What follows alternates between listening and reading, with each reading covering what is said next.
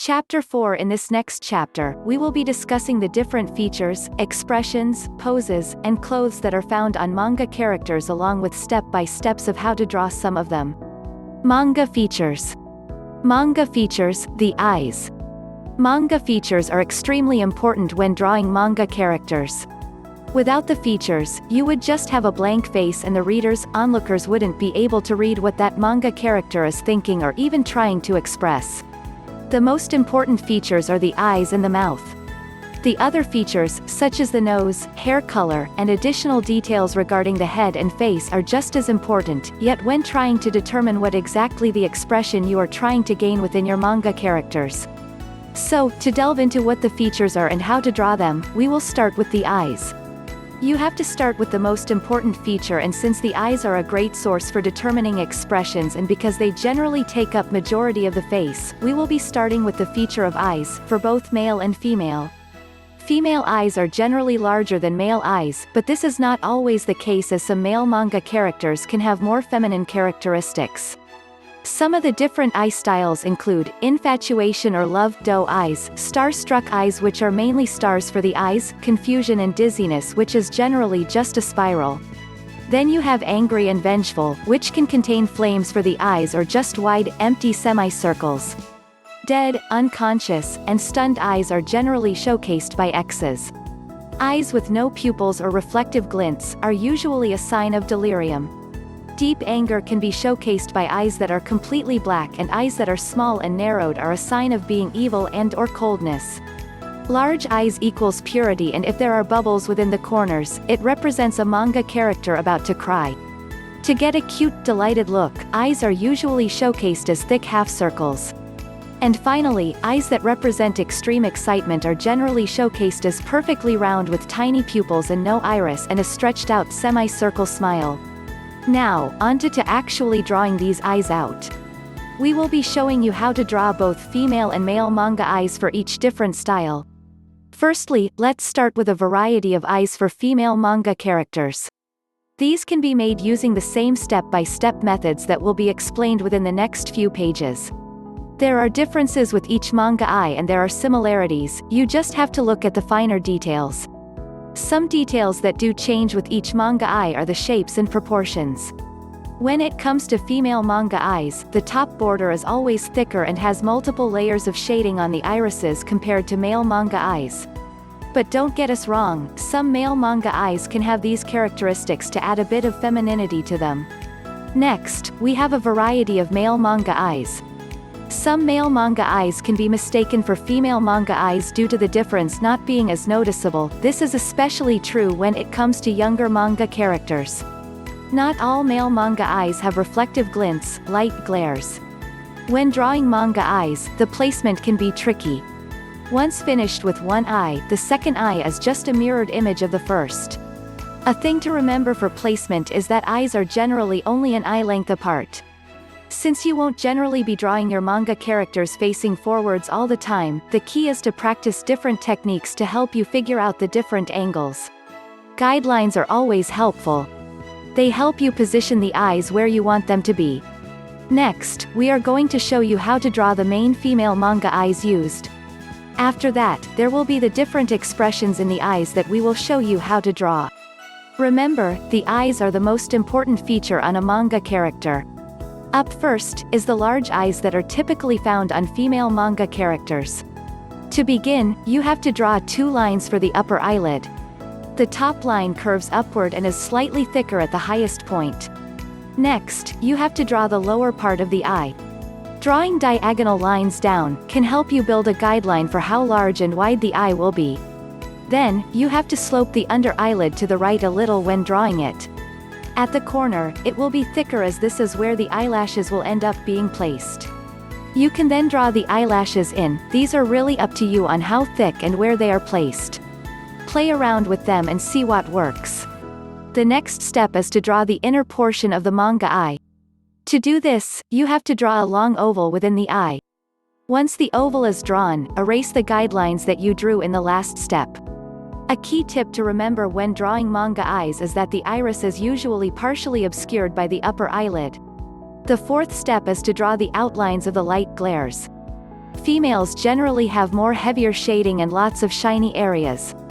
Choose a light source and stick with it. You can't choose multiple light sources as it will make your manga character look funky. If your light source is coming from the left, the light glares should follow. Next, draw the pupil in. After that, you will draw in 2 long ovals, one on the left side where it overlaps the pupil and another, smaller one on the right side of the eye. Once done with that, shade the pupil in. The pupil is usually always just straight black. You then have to add the highlights to the iris. Remember to never draw them over the light glares.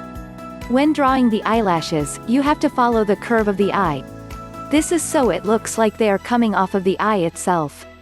Never draw zigzag lines jutting out of the eye. Shade everything and then draw in the curve of the eyelid.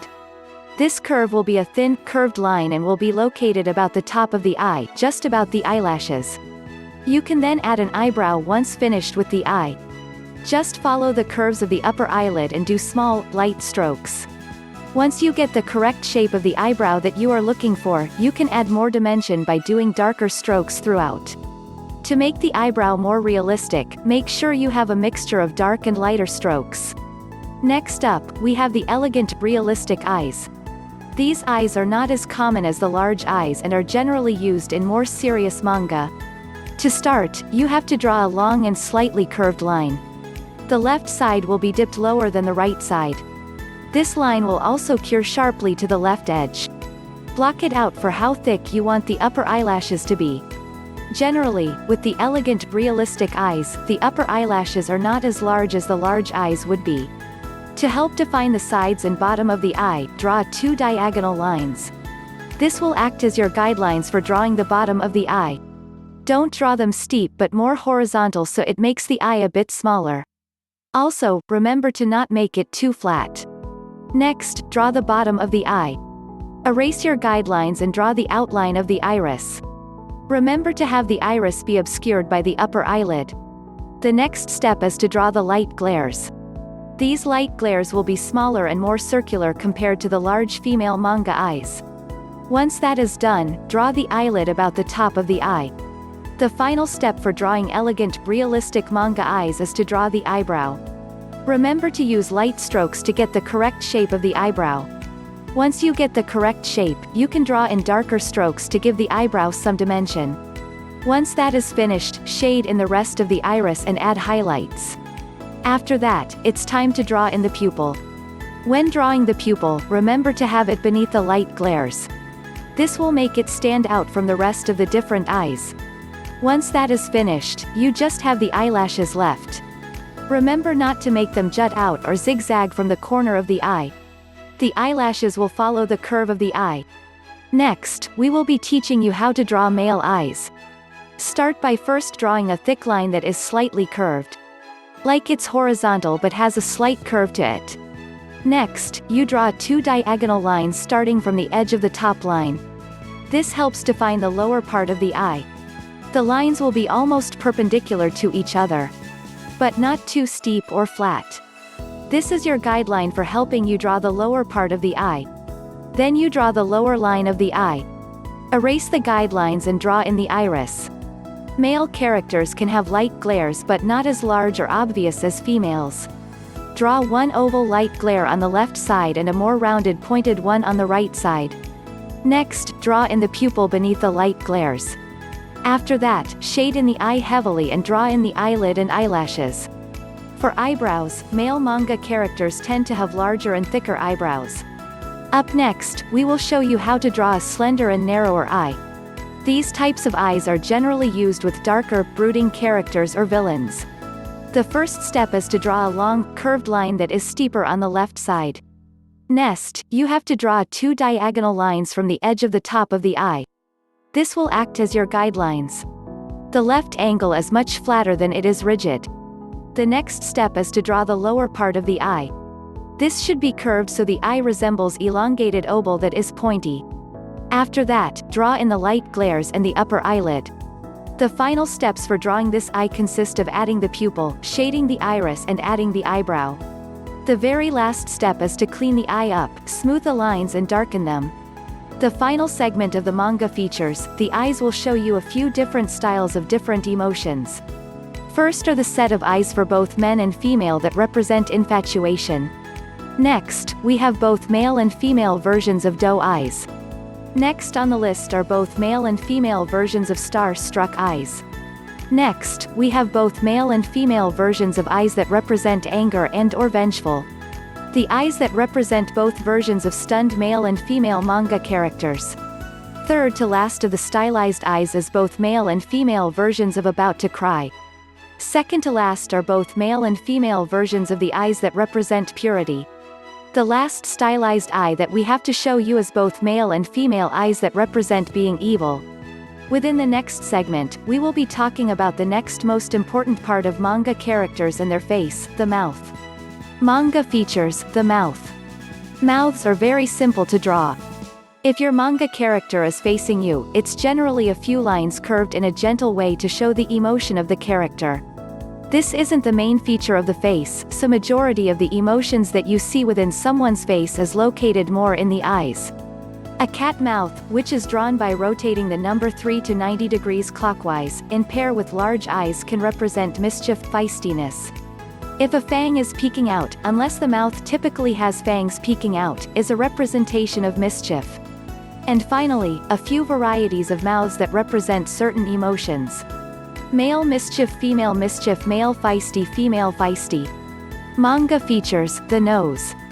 Noses are depicted as a small rendered maid with one line. If a female character is facing downward, the nose can disappear altogether. Female noses are typically button-shaped and consisting of no more than a small triangle. There are a few types of noses that are typically seen within manga today and are stylized. You have the nosebleed, which is a great representation of sexual excitement. A nosebleed is usually after seeing stimulating imagery, exposure. A balloon dangling from one nostril means that it is a snot bubble and the manga character is sleeping. Noses are fairly simple to make as you just follow the curvature of the face and the shadows. All noses are different and have different curves, so just follow along with how you think the nose should look. If you are unsure on where to begin, look at pictures of noses online and just freehand them. You can only get better with practice. Manga features, the head and face. With the head and the face for manga features, you have the little details that you wouldn't expect to make a whole lot of difference, add dimension. But they are all very important details that help bring the face, head together as a whole. Firstly, you have sweat drops that represent embarrassment or shock. These are typically found on the brow, forehead, and/or above the hair if the manga character is faced elsewhere. You can also have them all over the body, on top of the clothes, and on the hair. This is a representation of physical sweat. When drawing them, they look just like little teardrops or water droplets. Secondly, we have a cruciform. These represent cross-popping veins and is typically considered irritated or angry. Some manga characters, depending on their personality, will use smoke to represent their irritation and anger. Thirdly, we have a red cheek hatching. This is just a few lines crossing over each other, but they are perpendicular to each other. This is a great representation for blushing. You can also have oval blush dots, which is a representation of having rosy cheeks. And there is a long blush that goes from the forehead to the nose. This is a representation of being sad, sadness. Fourthly, if there is a scribble on the cheek, that means the manga character has an injury, like a scrap there. Lastly, you have the long blush that is actually shaded running from the nose to the forehead, and there is usually a ghost-shaped cloud coming out of the manga character's mouth. This is a representation of being fatigue or horror. Now, there is the hair color and the different styles of hair. Firstly, as an artist, you must know that the hair color of manga characters correlates to the personality of said manga character. Black hair is a correlation to power, evil, sadness, and/or death. White hair is a correlation to simplicity, peace, and/or coldness. Blue hair is a correlation to calmness, loyalty, and/or being masculine. Purple hair is a correlation to royalty, being wealthy, having wisdom, and/or spirituality. Red hair is a correlation to being passionate, joyful, energetic, and/or loving. Pink hair is a correlation to being feminine, childlike, and/or kind. Orange hair as a correlation to having balance, being warm-hearted, and/or an attention seeker. Blonde hair as a correlation to having wealth, being heavenly, and/or being courageous. Brown hair as a correlation to being simple, comfortable, and/or endurance. Green hair as a correlation to having good or bad fortune, being envious, having harmony, and/or being tranquil. Silver and gray hair as a correlation to being intelligent, being mature, and/or boredom. There are a variety of different hairstyles for male and female characters. You can find a few styles on the next page. We'll first begin with the female hairstyles. As you can see, there are many different ways that you can style your manga character's hair. To do so, use light strokes and make an outline of the style you are looking for. Don't worry if it doesn't look like you wanted right away. Hair is typically one of the harder items to do on a manga character because you have to get it just right. If it's not just right, your manga character may look like something is missing. These are pigtails. They can be found on young manga characters or older manga characters, depending on the personality. This hairstyle says that the character is innocent, outgoing, and sweet. This is hairstyle as a quick bun look. It's one of the easiest to draw and usually always comes out looking great, be it from a beginner drawer or a master drawer. This hairstyle is a bit more elegant. There is enough poofiness that allows some dimension to the head, but also allows the hair to remain straighter. This hairstyle says quiet, timid, and elegant. This hairstyle is something you would see on a bit more popular outgoing of a manga character. Here the hair is out of the face, showing that the character is open, trustworthy, and honest, yet it's got a hint of elegance that says leader, outgoing, and organized. The side ponytail hairstyle is a lot like the elegant hairstyle and the one prior to this, but it is also in of itself its own. You can get mixed vibes from this, because it can be considered shy and timid, but could also be considered outgoing and trustworthy. This hairstyle is our favorite. It is considered the punk rock hairstyle. Vibes you could get from a character with this hairstyle are troublemaker, punk, sarcasm, and loner. Next, we have the male hairstyles. Male manga characters' hairstyles are using the same techniques with female hair, it's just shorter, so usually less work. Don't forget to use light strokes and make an outline of the style you are looking for. If it doesn't look like you wanted right away, that's okay. Perfection takes time, the key is practice, practice, practice. This hairstyle is typically seen on more popular jockey style of manga characters. But it can also be other style of manga characters as well. It is a great representation of popularity, wealth, smugness, and happiness. This hairstyle is a great representation of ethnic hair. All ethnic hair is not like this, this is just one style that we are showing you. We like to call this the shy nerdy hairstyle. It's a great representation of intelligence, clean, introvert, and timid. This is a very versatile hairstyle. It can be a representation of a multiple of different personalities such as timid, popular, wealth, emo, etc. This hairstyle is a great style to use on adults. Most adult men have their hair cropped back, but this is not always the case. We absolutely love this hairstyle, it gives us some Dragon Ball Z feels. Unless your manga is set in a fantasy world or in the early Japanese era, this hairstyle might not get used as much. Now that you have seen a few varieties, let's talk types of hair. First we have thick and chunky. The hair tips will be close together and the groups of hair will split further up. This type of hair is usually more straight with a slight wave, due to weight. Next, you have the thick and silky type. With this type, the hair tips are almost touching, with barely any splitting. The main part of the hair is the thickest part and there is no wave. This hairstyle is very heavy, which causes the hair strands to point almost straight. Third is the thick and wavy type. There is uneven splitting and larger chunks of hair, causing layers. The heaviness of the hair pulls the waves downwards, creating more of a loose wave. Next is the thick and curly type. The top portion of the hair is straighter due to the heaviness pulling the waves out. But the bottom half of the hair are thick, abruptly ending curls which are all clustered together. Lastly, for the thick hair is the thick and tangled type. There are lots of overlapping with intense splitting and very obvious layering here. The tips of the hair are pointing every which way and are of mixed length. Up next, we have the different types of hair for thin hair. Thin and chunky has thinner chunks with the ends tapering into needle points. There are lots of wide splitting. Next is the thick and silky type. This is the most uniform type of hair. There is almost no variation, there may be a few flyaways, and it's straight and shiny. Thirdly is the thin and wavy type. There is lots of splitting, and because it's light, the hairs fan out and tend to overlap each other to create layers. They cling together loosely to create thin chunks, and the tips are thin and far apart. Thin and curly is the next type of hair. There are lots of individual chunks that end in curls, and the light hair feathers out, allowing the tips to curl up. There are a ton of splitting that almost looks like uniform tight waves. But there is flyaways and overlapping with the splitting going to the scalp. The last hair type is the thin and tangled type. There are a ton of overlapping, the splitting stops at around the middle of the hair, and the light hairs cling gently into slim chunks. The thin tips point every which way, and there are a lot of flyaways. Manga expressions. Manga uses visual language to express what their inner thoughts and feelings are. But as a beginner, that can be hard to understand. Manga uses a minimalistic style of drawing that helps build up the character's expression. The simplicity of this style has its limitations, such as sweat drops, beady eyes, popping veins, and a few other stylizations.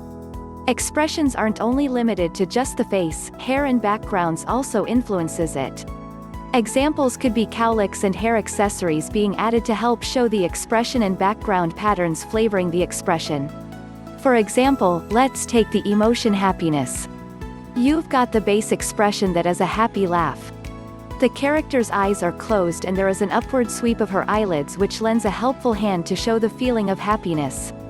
This is a great representation of how human eyes crinkle and close when we laugh and smile. To increase the happiness levels without exaggerating the smile, making it unnerving, you add backgrounds to the original drawing. Stylized flowers and butterflies added to the background shows that the character is feeling as light as a butterfly and as happy as a flower in spring. Hearts added to the background makes the character feel happy and loved. Cowlicks are very similar to backgrounds, they usually will end up helping clarify and strengthen the feeling that a character has. For similarities, picture cowlicks as a dog or cat's tail. When the cowlick is sticking straight up like an antenna, this usually represents surprise or shock. But if your character always has hair sticking up on end, the antenna hair won't work as a representation of shock. Cowlicks help animate the independent facial expressions of a character, usually betraying the true feelings of the character. This is a trick that helps the artist show that the true feelings are being hidden from other characters. But there isn't a set standard that cowlicks have to follow. Context matters the most. Think of expressions as building blocks. The parts that make up a manga character are interchangeable. They can be combined to create complex emotions, and the eyes and mouths are the most important aspects when it comes to this. Since some styles of expressions use such a small amount of lines, one slight change can create an entirely different expression. Using happiness again as an example. Happiness is the most variant expression out there. The various degrees of happiness go from a slight grin to over-the-top manic joy, and it can develop a creepiness about it when the smile reaches outside of normal boundaries. This usually means the character is devious. Smiles hide emotions. For example, if you add a slight tear to the corner of the eye, it makes the manga character look like they are hurting behind their smile. The neutral expression also plays an important role in expressions. If there is a default smile on your manga character's face, their happiness or pain have to have larger smiles. But if your character is an introvert, they will generally have a sad neutral expression. A small smile does just as much as a large smile on a bubbly character. Sadness depends on the eyebrows. When a character is sad, the eyebrows will arch towards the forehead and the eyes will close to a variety of degrees depending on the level of sadness. A key to remember, the more closed they are, the more tears will come. The angle of the eyebrows, mouth and eyes will determine whether the character is sad. The mouth and the amount of tears determines just how sad that character is. Anger is very similar to sadness with the eyebrows. But with anger, the eyebrows angle down instead of up. The eyes will also scrunch up. Just like sadness, the mouth also plays an important role in determining at what degree of anger the character is in. Lips pressed together in a horizontal line represents inner tensions. Showing teeth when angry can lend a threat with the expression. The more pointed the teeth are, the more harm the character wants to do. Angry expressions can also contain tears in the corners of the eyes. This is a subtext of the character being hurt or the type of person that is an angry crier. Male characters can also cry while angry. Manga poses. When it comes to drawing manga poses, you have to use the stick figure technique, or otherwise known as the wire ball technique. Once you have your wire ball frame sketched out, you then add the correct volume and body proportions to the manga character you are trying to draw. Once you have that done, you just add the small details, clean it up and then finalize it. When drawing manga characters in different poses, it's always good to look at pictures of individuals online and sketch them out to get a hang of how to draw the different poses. If you are looking for a specific pose, look at the online pictures. The main basic poses that generally used within manga today are running, jogging, sitting, laying down, jumping, walking. As a manga drawing artist, you are allowed to change and tweak things that make up the basic stance.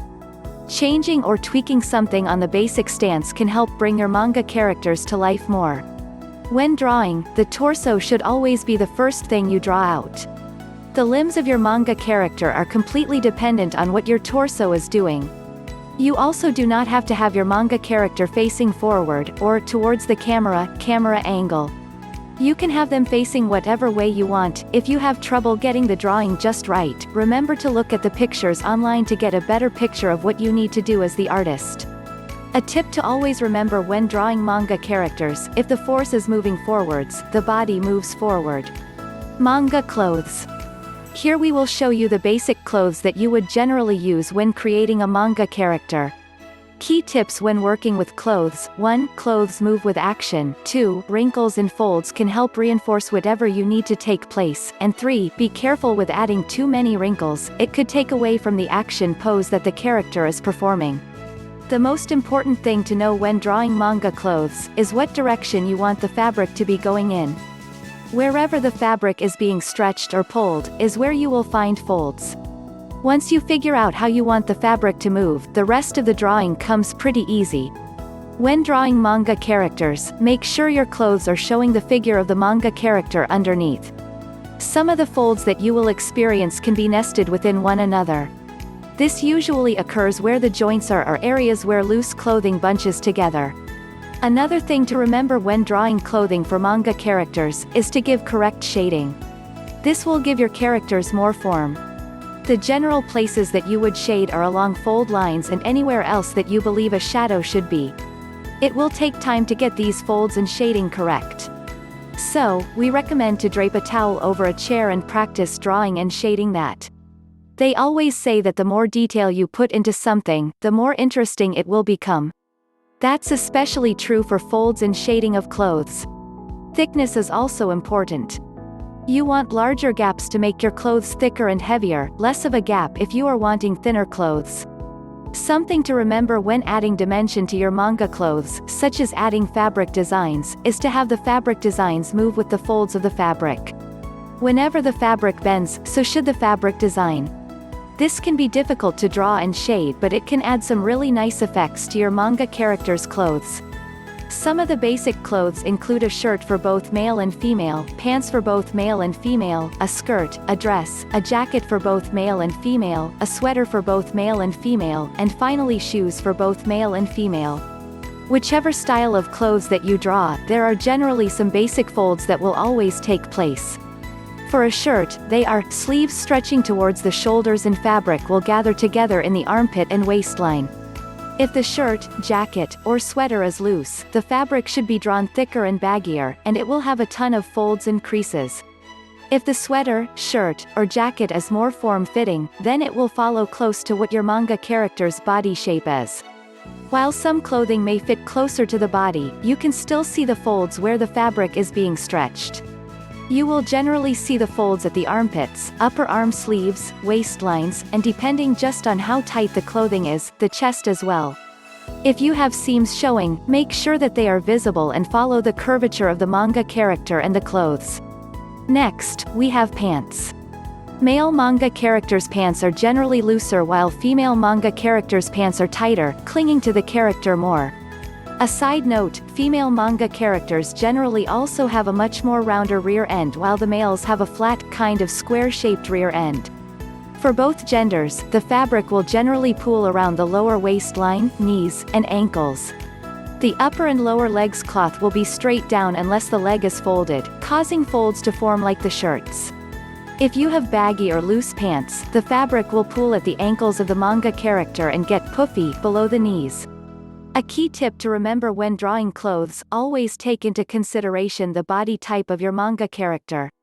The clothes should flow with the body. Lastly, here are a variety of different styles of shoes for both male and female, and they are in different positions. Conclusion: that is the end of this how-to guide. I hope you were able to learn as much new tips and tricks when it comes to drawing manga characters.